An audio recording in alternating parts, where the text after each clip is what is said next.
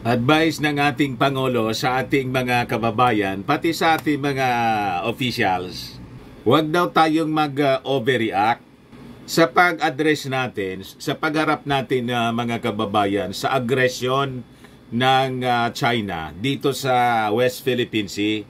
Talaga niya, Mr. Maravillas, magaling yung ating Pangulo. Kalma lang siya niya. Magaling po sa balancing act yung ating Pangulong Bongbong Marcos. So, tinitimbang niya yung lahat para yung interest talaga at safety ng ating bansa, yung kanya pong yung utmost priority, mga kababayan niya. Kaya sabi ng ating Pangulong Bongbong Marcos, pinopropose ko niya yung paradigm shift to de-escalate tensions dito sa West Philippine Sea. So ano yan, Mr. Maravillas, na sinasabi niya ang paradigm shift? Mamaya po, ibigay ko sa inyo yung detalye. But before that, click subscribe muna dito sa ating YouTube channel and hit the notification bell para lagi po kayong updated sa mga kaganapan dito sa ating bansa. Like and share na rin po ninyo ng ating video. At huwag na rin po ninyo mga kababayan na skip yung ating mga commercial ads, para tuloy-tuloy lang ang pag-unlad ng Bagong Pilipinas. Sa mga naghahanap pala ng malinis and spacious fitness gym, punta lang po kayo sa aming Colossal Fitness Gym.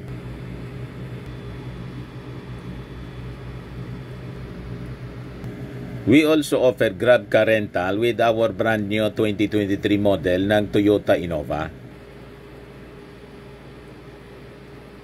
We also accept booking for those who are planning to travel via PAL, Cebu Pacific, and other airline companies, and bills payment po for Meralco Bills, PLDT, etc. Ang Colossal Fitness Gym is located at 3rd floor, Security Bank Building, Landco Business Park, Legazpi City, Albay.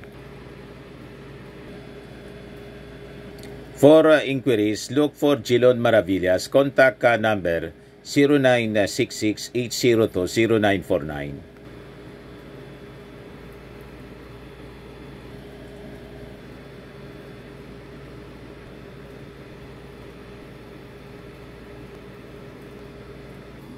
Ayos pa mga kababayan, ayos na niya, Mr. Maravillas. So ito yung sabi ng ating Pangulong Bongbong Marcos, huwag tayo masyado mag-overreact.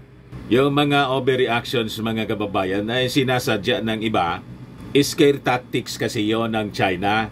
Gusto tayong takutin. Yun ang linya po ng propaganda narrative ng mga allies ng China na mga makapiling Pilipino.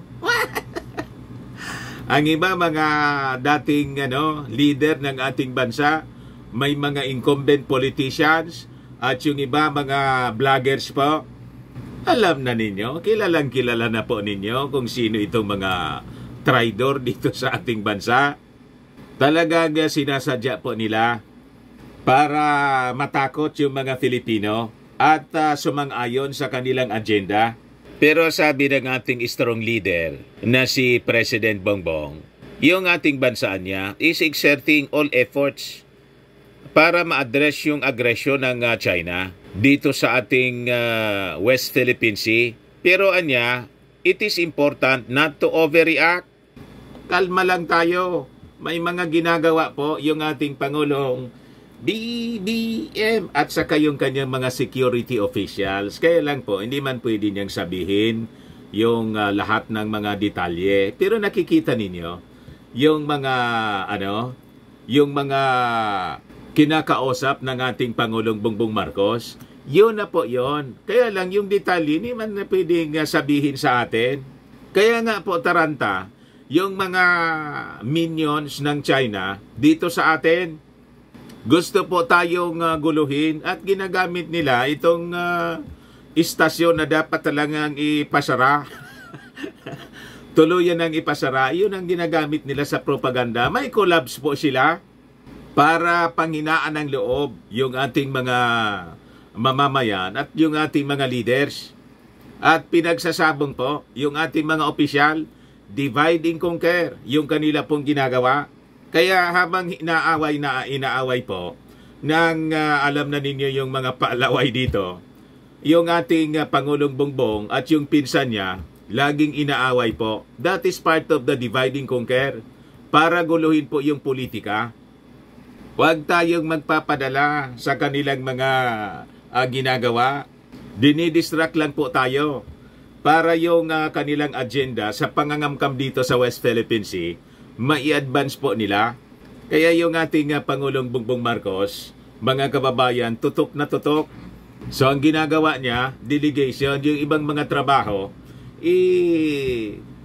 binigay na niya, mga kababayan, kay Martin Romualdez. Kasi tingin natin, mga kababayan, si Martin talaga po. Tama ba ang reading natin?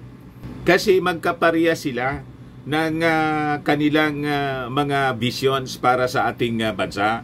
So sabi dyan sa balita, Marcos was asked by media for his reactions to Chinese vessels swarming Ayungin Shoal on the sidelines of the ASEAN-Japan Summit sa Tokyo po. So sabi ng ating Pangulo, we are exerting all efforts, but this is we have to be very careful that we do not overreact. We do not make mistakes that might be misinterpreted by anyone. Kailangan anyang maingat tayo dahil pag may nangyari ulit dyan, if we are heightened the tensions, it won't lead us to a good result. We're being very circumspect in the actions that we will take. Buti na lang, mga kababayan, we have a very intelligent president at mature. Hindi po yung childish. Kalma lang po, mga kababayan. Hindi siya impulsive. Yan ang natura ng ating Pangulong Bongbong Marcos. Parang si Martin Romualdez lang. Hindi siya impulsive. Tingnan ninyo yung ginawa sa kanya ng mga minions ni Inday. Kalma lang po. Nagpa-picture pa.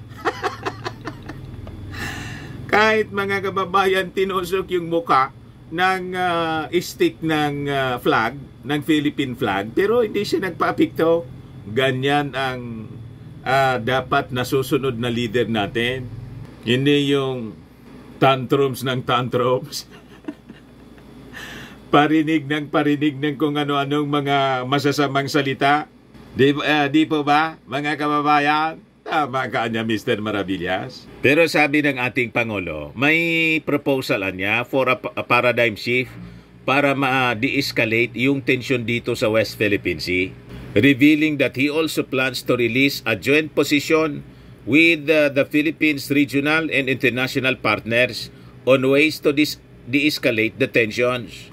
Kita niya, ito po yung tamang approach. Hindi pwede yung one-on-one with China. Kakamutihin tayo ng mga Chinese kasi higanti sila po eh. Higanti at mayaman at marami silang mga kakampiritong mga traidor. Di ba? Hindi nila mauuto yung ating Pangulong Bongbong Marcos. Yung reactions na to ng ating Pangulo, kasunod ng mga sabi, may mga proposal galing kay Subiri na palayasin na natin yung ambassador ng China rito. Sabi ng ating Pangulo, pag pinalayas natin na niya, yung papalit, ganun din yung sasabihin.